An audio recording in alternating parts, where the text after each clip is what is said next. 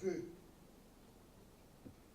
Et c'est pourquoi, au nom du ministre d'État et Cyril Domoro, en qualité de membre d'honneur de la Ligue du football africain, comme un encouragement à persévérer dans la voie de me tenir devant vous ce soir, m'amène nécessairement à rendre gloire du ministre d'État, ministre de l'Intérieur et de la Sécurité.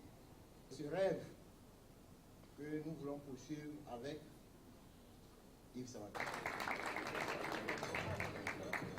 Daniel Cousin, qui est là, parce que quand je regarde à chaque fois vers l'Europe, on a 50 ans. Ce qui est toujours bizarre, vous voyez.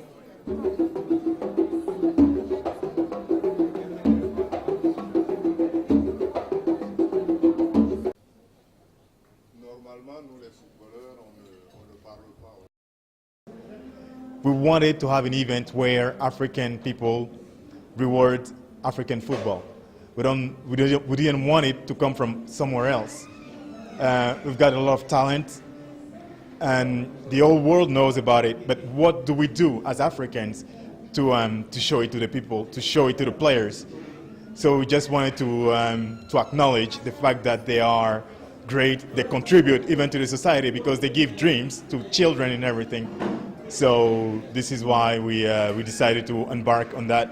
And this is the second edition, and we hope that there will be a third and a fourth and a 10th and a 15th and a 50th.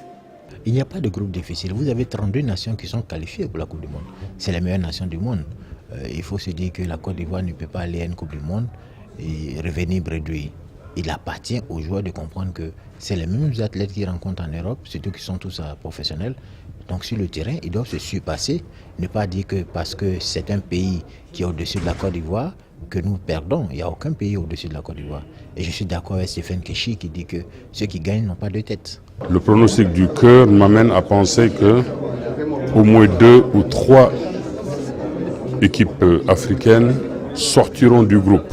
Il n'en demeure pas moins que je reste persuadé, par intuition, que cette Coupe du Monde nous vaudra des satisfactions ici en Afrique. Nous souhaitons que toutes les équipes africaines aient cette opportunité-là. Nous souhaitons que toutes les équipes africaines puissent faire de très bons résultats. Mais maintenant, en spécialiste, il me semble quand même que la Côte d'Ivoire ait les moyens dans son groupe. Parce que vous savez, dans une compétition, il n'y a pas que votre propre force qui compte, il y a les adversaires que vous rencontrez. En Coupe du Monde, il n'y a pas de groupe facile, il y a des groupes très difficiles. Et la Côte d'Ivoire, jusqu'ici, en 2006 et en 2010, avait des groupes très difficiles. Aujourd'hui, il a un groupe plus abordable et je pense que de ce fait, la Côte d'Ivoire va passer le premier tour et je lui souhaite un très beau parcours.